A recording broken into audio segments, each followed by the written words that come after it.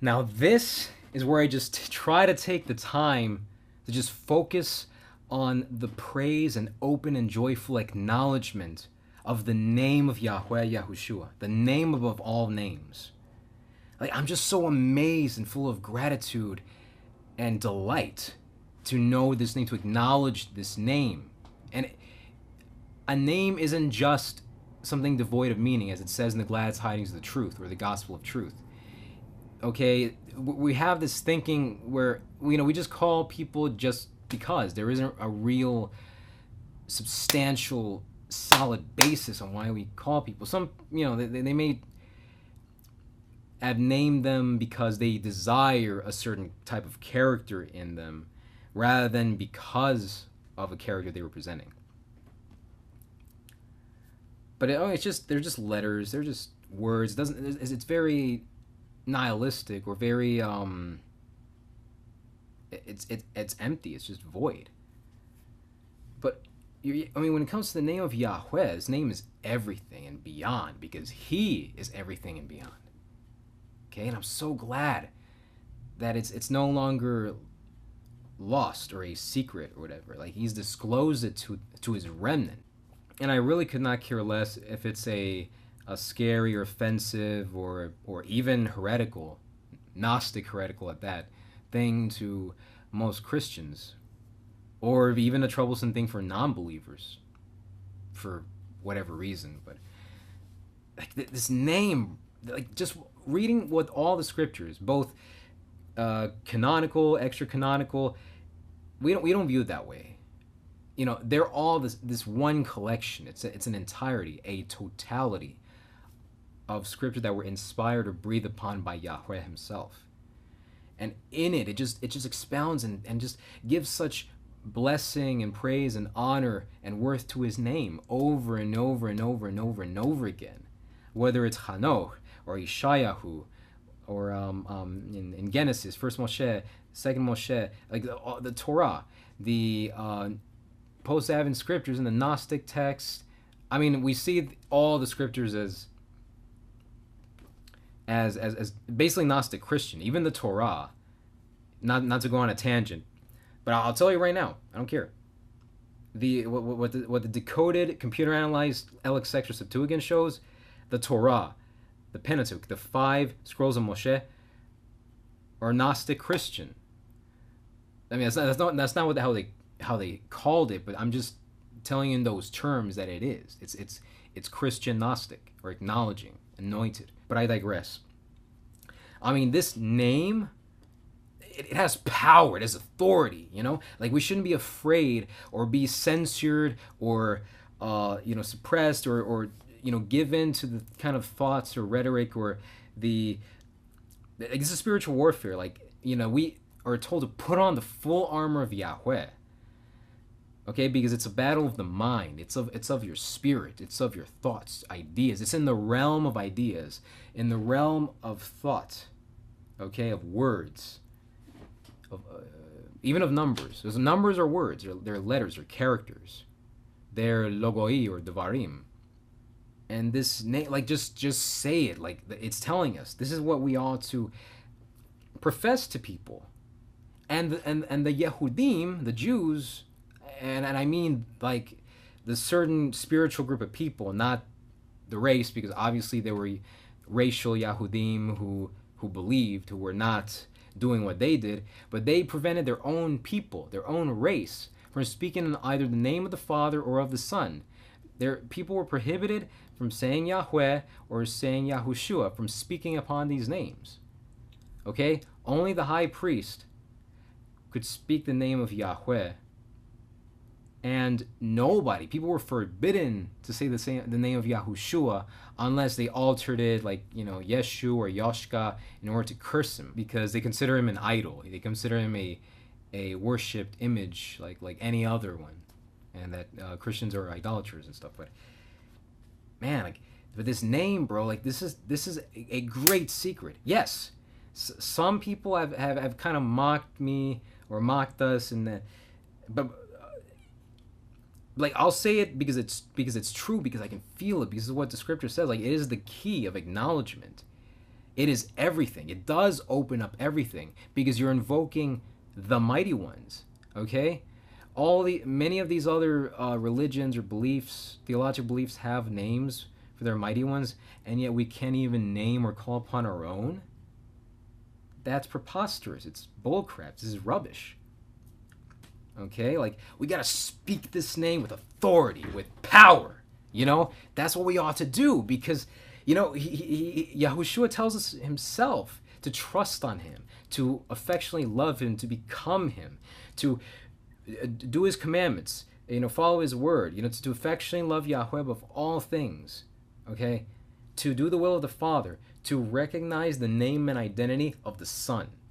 That is the commandment. That is the will of Yahweh, okay?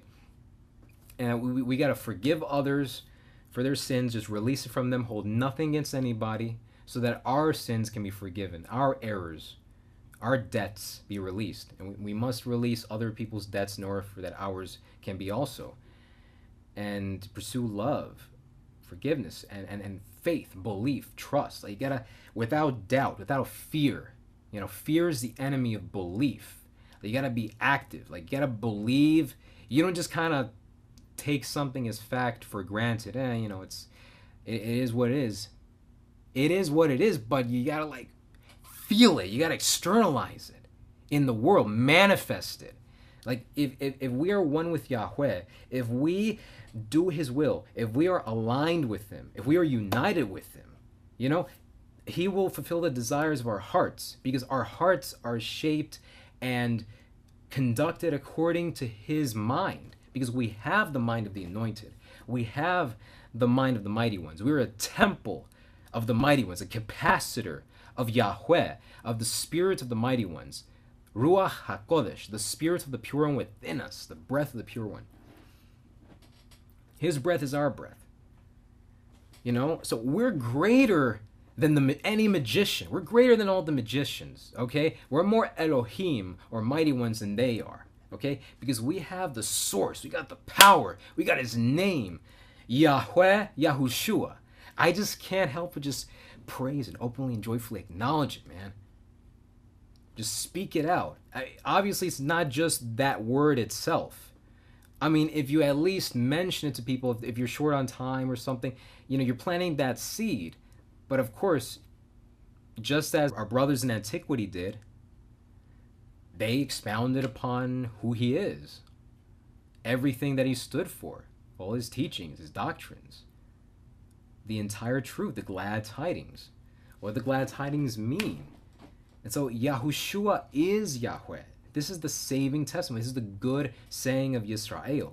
This is the fixed affirmation. This is what is found in the decoded, computer analyzed Septuagint, decoded and restored in the PSR translation, the Purer Scriptures for the Remnant.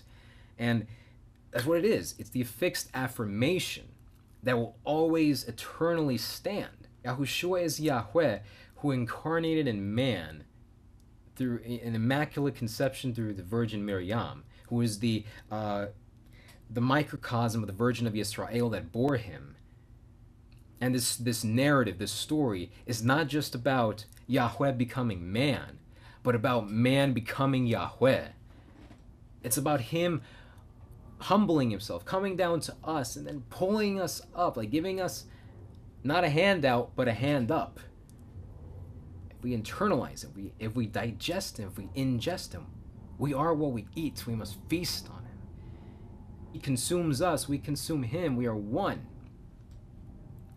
We are aligned with our twin envoy in the heavens, the higher self, or whatever can be called, it's accurate, that is right there witnessing his throne, witnessing his honor, that is right there in the heavens, in the realm of the fullness. That is our actualization, our highest potential that we must strive to, which is really Yahuwshua, the word of Yahweh. I'm just so in love with him, in love with his truth, man, and just the downloads, the all the information, all this insight and wisdom that he gives us, because he loves us, because the advocate, the spirit of the pure one, will teach us all things, bring all things to our remembrance by his name. Yahweh, Yahuwshua. There's no name like it. I love that name. I love him. I love Yahweh, Yahuwshua. He is the great, he's the supreme one. And through him, naturally, because we were, after all, originally created after Yahweh's image and likeness, in spiritual bodies of light. And we still have that imprint on us. Even in this fallen dirt body that is of Satan, not of Yahweh, we still have it. We still have that spark, that light. You know, we're little words or expressions of him.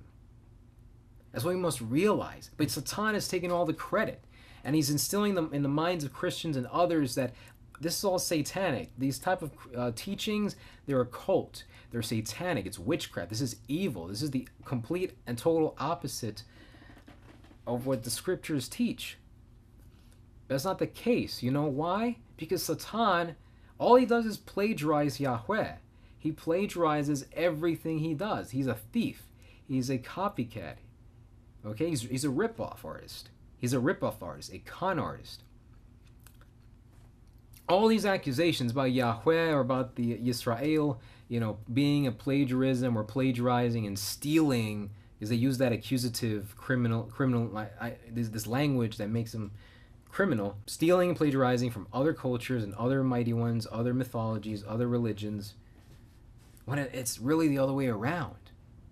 When it comes to the archons, you know, with human beings, it just sort of degenerated along the way. But they still held those sparks, those or shards and fractions, those portions of the pie, those pieces of the truth.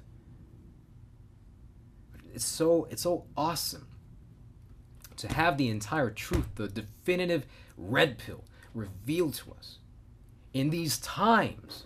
That is like no other.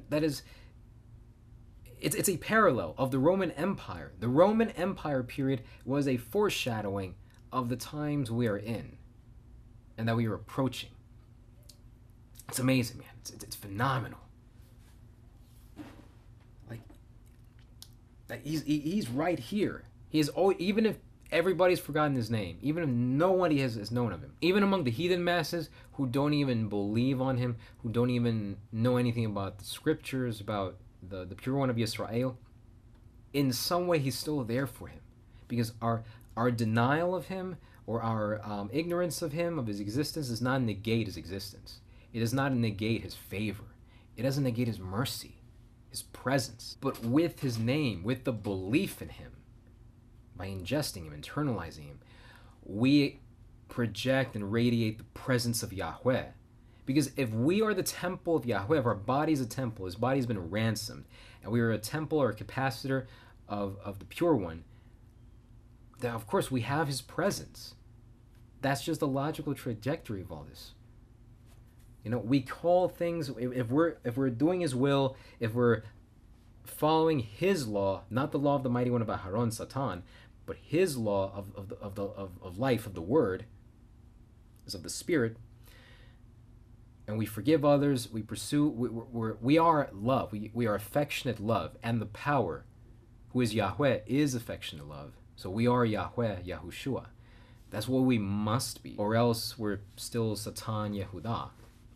And of course, everything can be expounded upon later. There's always time, there's always later.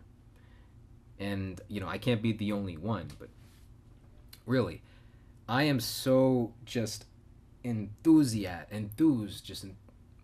zealous, just full of wonder over this truth, over this word, this name, who he is. Yahweh, he causes to be. Yahuwshua. Yahweh is deliverance, wealth, riches, freedom, liberty, liberation, okay? And we must call unto him for these things, because Yahuwshua is Yahweh. And that is what the archons do not like. They don't want us to know this name. They've done everything they could to alter and distort his name and his scriptures. His very authorship. No more. No more. This is a spiritual war that we must rise up to. They tremble at this majestic name. Yahweh Echad. Yahweh is one. Yahweh is a union, a unity. This is the spiritual weapon. This is the sword of the spirit. All right? This is the warhammer that we must take and rise up against the archons in the spiritual war, we have already won through him. Okay? Know that. Yahuwshua is Yahweh.